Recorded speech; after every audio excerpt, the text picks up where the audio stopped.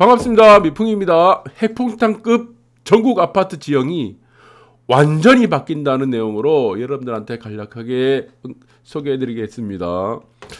자, 지형이 앞으로는 많이 바뀔 것 같습니다. 여러 가지 요소들이 있을 거예요. 뭐 공시가, 세금, 그리고 인구, 저출산 이런 문제들로 인해서 앞으로 기존에 있었던 패러다임들은 저는 완전히 바뀐다고 보고 있습니다. 거기에 따라서 중국에서 불어오는 미세먼지 등 환경적인 요인까지 더해가지고 그래서 이 판도 변화는 급격하게 바뀔 가능성이 크다라고 보고 있습니다. 그래서 이제 어제 여러분들이 뭐 공시가를 다 확인하셨을 거예요. 지금 여러분들이 살고 있는 아파트 1가구 1주택도 세금 부담이 지금 가중이 되고 있습니다.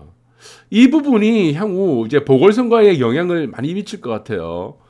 그래서 여기에 따라서 또 뭐 여당이라 야당이란가 이제 대선이 남아 있는 전략이 바뀌게 될 가능성이 크다. 그래서 이 부분도 언급해 드릴 거고.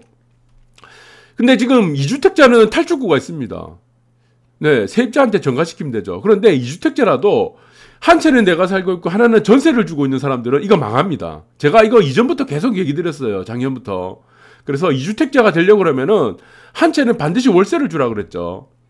아니면은 그냥 1주택으로 가라. 똘똘한 한 채로 가라 그랬습니다. 그래서 월세를 주고 있는 2주택자들은 탈출구가 있다. 그렇게 보시면 되고 1주택자는 사실 탈출구가 없습니다. 그 대신 앞으로는 뭐 세율 조정이라든가 공시가는 저는 이거는 일회성 이벤트라고 보고 있거든요. 이번에 나타났던 보유세 인상은 그 부분도 자세히 설명드릴 거고 집값 잡으랬지 국민 잡으랬냐 세금 아닌 갈치 지금 공시가격 폭등에 부글부글 하고 있죠. 이 부분들이 앞으로 큰 판도에 영향을 미칠 수 있습니다. 그리고 전체적으로 봤을 때는 우리 여러 가지 요소들이 있습니다. 환경적인 요인, 그리고 미세먼지라든가 아니면은 저출산, 고령화, 인구 감소 이런 문제들로 인해서 앞으로는 큰 지형이 다 바뀝니다. 이거 전국에 대한민국에 있는 부동산 지도는 완전히 다 바뀌어버려요.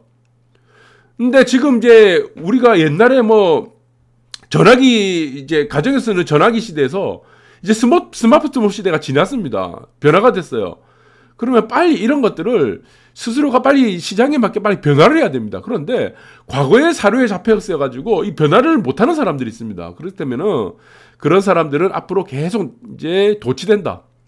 네, 그래서 시장의 변화에 따라가지 못하는 게 된다면은 앞으로 이제 상당한 변화들을 이제 앞에서 손해를 보게 되겠죠.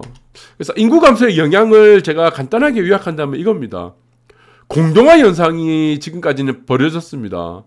그리고 그 공동화 현상은 도심 회귀 현상으로 바뀌게 될 것이다라는 부분들이에요. 지금 잠깐 보자 그러면은 잠깐 설명드릴게요. 이거 준비가 잘 안 돼가지고. 자, 공동화 현상이란 건 여러분들이 잘 아실 겁니다. 공동화 현상. 공동화 현상이란 거는 하나의 도시가 이렇게 있죠. 도시가 이렇게 팽창이 되기 시작합니다. 이렇게. 왜 팽창을 합니까? 도시가 이렇게. 인구 증가죠. 인구 증가. 인구 증가로 인해서 도시가 이렇게 팽창합니다. 그런데 이 원에 있습니다. 원에 있는 것들은 이게 도심이에요. 도심. 도심 중심. 여기는 상업시설하고 회사라든가 이런 것들이 직장들이 모여있고 이 근처로 해서 동그라미에서 도너스 모양으로 계속 확장이 되는 거예요. 이렇게. 여기는 주택가입니다. 외곽 쪽으로. 그래서 주택들이 계속 외곽으로 자꾸 벌어지게 됩니다. 인구 감소가 되니까. 수용이 안 되니까. 도심에는 남아있는 동그라미에 이 도너스 안에 있는 도심에 있는 것들은 중심가고 뭐 상업시설이라든가 그리고 직장 이런 것들이 있죠. 근데 지금 같은 경우는 어떻게 됐습니까? 인구 감소가 되고 있죠. 인구 감소. 그러면 인구 감소가 되면 어떻게 됩니까? 정책이 어떻게 돼야 됩니까? 이제는 거꾸로 가는 거죠. 도심 쪽으로 가야 되죠. 도심 쪽으로. 도심 쪽으로. 이게 이제 상식입니다. 초등학교 정도의 상식을 갖고 있는 IQ를 갖고 있는 사람들의 상식이다. 그런데 여기서 상기신도시 만든대요. 상기신도시 만든다 그래. 미친놈들이야. 이 또라이들이죠, 이게. 그러면 도시를 갖다가 이거는 재건축 재개발을 통해서 다시 이렇게 활성화시키면 됩니다. 외곽 쪽은 사람들이 이제는 이쪽은 이제 슬럼화 되는 거죠. 슬럼화. 외곽 쪽 바깥쪽에 있는 큰 테두리 안에는. 그래서 지금 앞으로는 어떻게 되냐 그러면은 이제 공동화 현상에서 도심으로 다 회귀하는 현상으로 나타날 것이다. 이게 집값에 엄청난 영향을 받을 겁니다. 그 다음에 인구 감소의 영향은 나타나는 현상이, 그 다음에 이제 같이 이렇게 나타나는 현상이 학군지 선호가 이제 안 나타납니다. 인구가 증가할 때 학군지 선호가 나타나지, 인구가 줄어드는 상황에서는 학군지라는 게 의미가 없어요. 그리고 이제 앞으로는 디지털 시대죠. 인터넷 강의 시대입니다. 인강 시대입니다. 그리고 이제 선진국으로 도약하게 되면은 초중고가 선호하는 현상이 아니고 대학을 선호하게 되어 있습니다. 항상. 그럼 대학을 선호하게 되는데 초중고가 어디냐가 그렇게 중요하냐는 겁니다. 그러니까 대학에 대한 이제 수용 인원들이 차츰차츰 이제 경쟁률도 줄어들다 보니까 이런 부분들이 이제 학군지를 선호하는 부분들이 이제는 조망을 선호하는 대로 선진국처럼 조망을 선호하는 곳으로 가게 되고, 그리고 조망을 선호하는 곳들이 이제 새로운 부촌이 되는 겁니다. 그 부촌 안에서 사립학교가 생기다든지 아니면은 새로운 또 학군이 하나 또 생기게 되는 거죠. 그러니까 조망을 중심으로 해서 이제는 기존에 우리가 명시되어 있던 학군지가 아니라 조망 선호에 따라서 이전에 볼 수 없었던 새로운 또 학군지가 또 정리가 되는 겁니다. 그래서 이런 부분들이 생길 거고, 그래서 보유세 급등 영향은 저는 이렇게 보고 있습니다. 내년에 대선이 이루어지는데 이번에 보궐선거 만약에 참패를 하게 된다면 여당 쪽에서는 생각하는 거는 보유세 급등 때문이라고 아마 단정 지을 것 같아요. 그렇게 되면은 내년에 대선을 우리가 공약을 할 겁니다. 그렇다면은 보유세 완화 공약을 내세우는 후보는 무조건 당선됩니다. 그러면은 현재 지금 민주당 여당 쪽에서 선제적으로 저는 이거는 1년 전, 2년 전부터 계속 얘기해 드린 겁니다. 내년 되면은 보유세 저거 무조건 완화된다 그랬어요. 예, 대선하기 전에 무조건 완화시킨다 그랬어요. 그래서 고가주택도 9억 원에서 12억으로 내년에 분명히 변경될 거다. 제가 이거 정답지 드리겠습니다.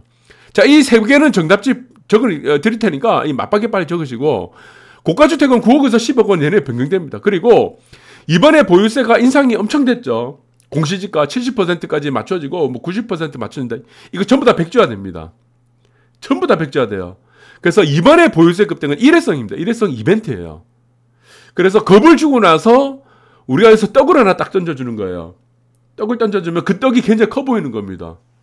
다 빼들었다가 더 돌려줘. 그러면은 이 돌려주는 것들이 공짜라고 생각하는 심리가 굉장히 커지는 거예요. 그래서 사실은 이거는 처음부터 이게 작전이었습니다. 우롱하는 거예요. 정부가 국민들을. 그렇죠. 그러면은 공시지가 현실화율 자체도 이제 공시지가가 낮아질 뿐더러 저는 60% 정도까지는 다시 낮아질 거고, 세율도 지금 2주택자는 어느 정도는 조금 완화를 시켜준다고 하더라도 1주택자 같은 경우는 대폭적으로 완화될 가능성이 큽니다. 이거 다 이미 짜여진 각본이다. 이렇게 보시면 됩니다. 그래서 보유세 이번에 내는 거는 일회성이다. 이렇게 보시면 되고, 그리고 이제는 앞으로 시장은 쇼티지와 오버서플라이가 공존하는 시장입니다. 쇼티지가 뭡니까? 예, 공급 부족. 오버서플라이는 공급 과잉. 그래서 한쪽에서는 쇼티지가 계속 나타나고 공급 부족이라는 현상이 계속 나타나고, 한쪽에서는 오버서플라이, 공급 과잉이 계속 나타납니다. 그러면은 쇼티지가 나타나는 부분이 어디겠습니까? 한정입지예요. 이 한정입지가 어디냐면 영구조망권입니다. 그래서 서울에 있는 한강변에 있는 영구조망권, 부산에 있는 광안대교 영구조망권에 있는 한정입지, 이거는 이미 한정이 되어 있다 보니까 공급 부족이 계속 나타나는 거죠. 쇼티지가 계속 나타납니다. 그리고 반대로 오버서플라이가 나타나는 지역이 어디냐? 이게 학군지입니다. 저는 대표적으로 학군지, 그리고 밑에 이번에 보시면은 경기, 세종, 대구, 수성구도 마찬가지고 이런 부분입니다. 그리고 학군지 대부분에 보시면은 대치동은 제가 작년부터 계속 얘기해드렸습니다. 대치동하고 목동은 들어가지 마라. 거기에 들어갈 것 같으면 조금 더 보태서 압구정으로 가라 그랬죠. 압구정이랑 비슷했으니까, 특히 대치권은. 그래서 학군지에 대한 선호 현상은 굉장히 많이 줄어들 가능성이 큽니다. 그래서 이전에 말씀드렸지만, 이제는 쇼티지가 나타날 수 있는 이제 조망 위주로 가게 된다. 이렇게 보시면 되고, 부산에서도 동래구에 대한 인기는 상당히 줄어들 겁니다. 그래서 부산도 동래구하고 이제 광안대교 조망권이 있는 남천동 이쪽하고는 앞으로 2-3배 정도 차이가 나타날 가능성이 커요. 시세 차이가. 지금은 비슷하죠. 지금도 대치권하고 마찬가지로 압구정 비슷해요. 그리고 목동은 조금 떨어지겠지만 여기 부분의 대치권과 목동은 앞으로 인기가 그다지 계속 차이가 많이 납니다. 인기가 계속 줄어들기 때문에 이제 반포 쪽에 있는 이제 압구정 쪽이나 청담 쪽에 있는 이제 그 조망권에 있는 집들하고는 앞으로도 계속 차이가 난다. 그래서 쇼티지와 오버 서플라이가 계속적으로 벌어지게 된다. 그리고 부산에 해안라인이 있습니다. 는 앞으로 10년까지 갈지 안 갈지 모르겠지만 이게 80%까지 상승을 하게 됩니다. 그러니까 서울 강남에 있는 아파트 단지가 84제곱미터가 30억이면은 저는 30억이 최대 맥시멈으로 40억까지 본다고 보고 있거든요. 압구정 현대 같은 경우하고 반포 쪽 일부는 이제 40억까지 간다 보면은 40억이면은 대충 30억, 32억 정도. 그래서 부산에 있는 해안라인 단지들이 있습니다. 특히 남천동, 우동 같은 경우는 교통이 상당히 불편합니다. 그래서 우동에 이미 조망권을 갖고 있는 세대는 이미 지어진 주상복합이 대부분이죠. 그래서 남천동 같은 경우는 교통의 최유지가 되어 있습니다. 그래서 뭐 거기는 뭐 도시고속도로 뭐 경부선뿐만 아니고 대구고속도로 광안대교, 광영터널뿐만 아니고 북한 남항대교까지 다 탈 수 있는 교통유지 때문에 지금도 부산에서는 남천동이 평당가 1위죠. 우동하고 차이가 많이 벌어지고 있습니다. 지금도. 그래서 남천동에서 해안라인이 80%까지 상승할 것 같고, 그 다음에 전국에서는 부산이 가장 유력합니다. 여력이 가장 커요. 이 부분을 여러분들이 봐야 되는데, 파동이 지금 이제 초반부에 있습니다. 초반부. 이 초반부이기 때문에 지금 이 파동 하락이 지금 진행되고 있죠. 그래서 앞으로 파동이 많이 남아있기 때문에 이 부분이 되고, 서울 파동은 제가 말씀드렸어. 정상적으로는 서울 파동은 2019년 12월에 1단락을 지어야 됩니다. 1단락을 지어지 못한 이유가 뭐냐 그러면 두 가지가 나라고 했죠. 연장 파동이 나오냐. 그 다음에 이제 2021년 12월까지 조정받고 다시 올라가나 이 파동에 갈림길에 서 있었는데 여기서 이 갈림길을 만들어준 게 무엇이냐면 임대차 3법이에요.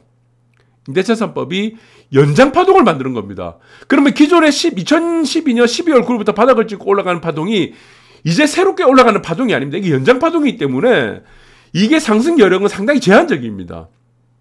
상승 여력은. 대구도 똑같아요. 경기권도 똑같습니다. 이 상승 여력이 남아있는 곳은 전국에서 부산 하나밖에 없습니다. 부산 하나밖에. 네. 파동이 다 끝나가는 보고 있어요. 대구도 파동이 다 끝나가고 있고, 서울과 서울과 경기권은 거의 같이 움직이죠. 같이 움직이기 때문에 거의 다 끝났어요. 그래서 전국에서 유일하게 남은 것은 부산인데, 근데 왜 부산이 앞으로 서울에, 특히 남천동 해안라인 쪽에 있는 단지들이 왜 서울에 80%까지 가게 됐냐? 그거는 이유는 나중에 여러분들이 맞박을 치면서 알게 될 겁니다. 뭔가 이유가 나옵니다, 이게. 뭔가. 그래서 이 단지들이 84제곱미터 국평이라고 하죠. 그는 30억까지 간다. 근처까지 간다라고 보시면 되고, 삼익빛지 같은 경우는 현재 84제곱미터가 현재 15억 정도가 있습니다. 그러면은 여기에 분담금이 한 7억 정도 되죠. 그러면 22억이면은 앞으로 한 8억 정도까지도 시세 상승이 남아있다. 그래서 이미 부산의 해안라인 단지 같은 경우는 분담금을 치게 되면은 삼익빛지 같은 경우 이미 20억을 넘어갔습니다. 예, 목동 정도보다는 더 비싸진 단지가 되고 있는 겁니다. 그래서 이거는 여러 가지 이유들이 앞으로 많이 생길 겁니다. 뭐 환경적으로 따지면 미세먼지가 될 수도 있겠고, 네, 여러 가지가 이유가 있지만 서울 쪽에서는 이주를 하기 시작할 겁니다. 나중에 어느 정도 시간이 지나면 어떤 부분에서 충족이 되면 하이엔드들이 어느 정도가 정비가 되면은, 그래서 현재는 서울 사람들이 살 수 있는 아파트가 부족합니다. 다 이제 80년대 3세대 아파트거든요. 층고가 낮고 싱크뱅도 없는 아파트이기 때문에, 그래서 해안라인 쪽에 아파트들이 정비가 다 된다 그러면은 충분히 내려올 수 있다. 어떤 이유인지 저도 잘 모르겠습니다. 그러나 숫자는 절대 거짓말 안 합니다. 숫자와 데이터는 절대로 거짓말 안 해요. 5파동이 남아있는 부분 중에 1파동, 2파동이 되기 때문에 이거는 무조건 올라가야 되어 있습니다. 그래서 전국에서 보시면은 파동이 남아있는 곳은 부산밖에 없다. 이 부분들 여러분들 맞박이 잘 적으시고, 그리고 경기와 특히 세종이 굉장히 위험합니다. 대구, 세종, 경기권 이 부분들을 여러분들이 참고로 잘 하셔야 되고, 지도를 잠깐 볼게요. 지도를 보게 되시면은 이해가 되시는 게 이 서울을 중심으로 한 바운드리가 경기권입니다. 이 경기권은 앞으로 시세가 상당히 올라가기 힘듭니다. 이 조정권에 지금 이미 저는 들어갔다고 보고 있습니다. 그리고 일부 단지가 있습니다. 서울에서도. 그래서 앞으로 나타나는 현상은 쇼티지와 오버서플라이가 같이 공존한다고 했죠. 그래서 공급 부족과 공급 과잉이 같이 나타나는데 특히 강남권에 있는 이 한강변, 마용성에 있는 한강변이 있습니다. 조망권은 여기는 쇼티지가 계속 나타나는 겁니다. 그래서 가격이 무너지잖아요. 네, 이건 84제곱미터가 40억까지 간다고 보고 있고, 그리고 대치동권하고 목동 쪽은 앞으로는 동작구, 이쪽은 앞으로 시세가 그다지 저는 이제 좀 차별화되는 부분이 있다고 봅니다. 그래서 앞으로 진행되는 이제 아파트의 대변화도 길 하나 건너서 아파트 가격이 두세 배 차이 나는 상황이 벌어질 수가 있다는 겁니다. 길 하나 사이에 두고. 그리고 조망 하나 사이에 두고 아파트 가격이 10억 이상 차이가 날 수도 있다는 겁니다. 그래서 이 부분이 굉장히 중요하다는 겁니다. 네. 그리고 이제 서울 같은 경우는 공동화 현상이 이제 안 나타나죠. 네. 그래서 이제 도심 회귀 현상이 나타나기 때문에 앞으로는 한강변을 중심으로 한 시세 집착 현상, 그래서 시세 집중 현상이 나타날 가능성이 크다. 이렇게 보셔야 되는 게 여러분들이 참고로 하셔야 되고, 부산도 마찬가지입니다. 부산도 마찬가지고 교통의 중심이 어디입니까? 네, 이 남천동 중심이죠. 남천동을 중심으로 한 교통의 중심이고, 우동 자체가 나쁘진 않은데 남천동에 비해서 평당가가 굉장히 떨어집니다. 현재 우동. 그리고 개발할 수 있는 해안라인 쪽 해안 일선들이 다 지금 상업 주상복합으로 되어 있고, 교통이 굉장히 안 좋습니다. 우동 쪽이 교통이 굉장히 안 좋고, 그리고 이제 하이엔드가 개발되는 곳이 우동 3호가든 나머지는 어떻습니까? 대우마리나 이쪽 부분 보시면 조망이 안 나오죠. 그러니까 조망이 안 나오면 안 됩니다, 이게. 조망이 나오는 이제 하이엔드 재건축이 돼야 되는데, 대우마리나가 여기서 조금 조심해야 됩니다. 이거 무턱대고 들어가시는 분들이 있다 그러면은 여러 가지 참고사항을 많이 하셔야 되고, 그리고 동래구가 있습니다. 동래구는 앞으로 침체가 계속될 가능성이 크다. 시세가 상승하기에는 굉장히 역부족입니다. 여기서 보시면은 입주 물량, 그리고 분양 물량, 그리고 착공 물량이 너무 과다합니다. 그리고 이제 여기서는 이제 학군에 대한 선호 현상은 이제 프리미엄 자체가 아예 없어질 가능성이 크다. 그래서 동래권하고 우동이라든가 남천동에서는 시세가 비슷하죠. 그럼 동래구선 저는 최선의 전략은 탈출하는 전략이 저는 최선의 전략이라고 봅니다. 왜? 시세 차이가 별로 안 나니까. 여기서 조금만 더 줘도 가도 되고, 아니면은 지금 사직롯데나 장전예매한도 마찬가지죠. 시세가 상당히 앞으로 올라가기에는 역부족이다. 그렇다고 한다면은 남천동 쪽에 있는 조망 세대들하고는 앞으로 두세 배 정도 차이가 벌어질 수가 있다는 겁니다. 그러니까 대구도 마찬가지예요. 대구도 상당히 조심해야 된다. 여기 대구도 마찬가지지만 착공 물량하고 지금 인허가 물량, 그러니까 분양 물량, 입주 물량이 너무 많아요. 대구는 투자로 들어가시면은 안 된다. 저는 그렇게 보고 있습니다. 대구는 빠져나오는 도시다. 저는 그렇게 보고 있습니다. 그래서 빠져나오는 도시가 어디냐? 이거는 여러분들한테 미리 다 정답지를 드린다 그러면은 저는 그렇게 보는 거죠. 대구 어디지? 어딘지 모르겠네. 못 찾겠네요. 그래서 경기권, 그리고 조정이 유력시 되는 곳은 여기죠. 경기권하고 세종, 특히 세종, 그리고 대구권, 그리고 부산에서는 동래구, 진구, 그리고 뭐 금정구, 그쪽에 있는 세대들은 인구 감소에 따라서 앞으로 재개발이 밀집된 지역들, 그런 부분들은 상당히 조심해야 됩니다. 앞으로는요. 그렇게 보셔야 되고, 저는 이 부분들을 얘기하면은 앞으로 또 얘기하면 사람들이 막 뭐 야바이를 칠 겁니다. 막 말이 안 되냐. 그러니까 여러분들 지나가 보시면 확인하시면 돼요. 네. 부산에서도 동래구가 뭐 마찬가지로 금정구하고 진구도 마찬가지입니다. 진구도 마찬가지고, 그쪽에 또 있죠. 그쪽에 있는 곳들이 사실은 서구나 아니면은, 저기, 어디죠? 신도시 있는데, 명지 쪽, 그쪽보다도 물량이 너무 많아요, 물량이. 그러니까 재개발이 밀집되다 보니까 앞으로 가격이 치고 가기에는 상당히 어렵다.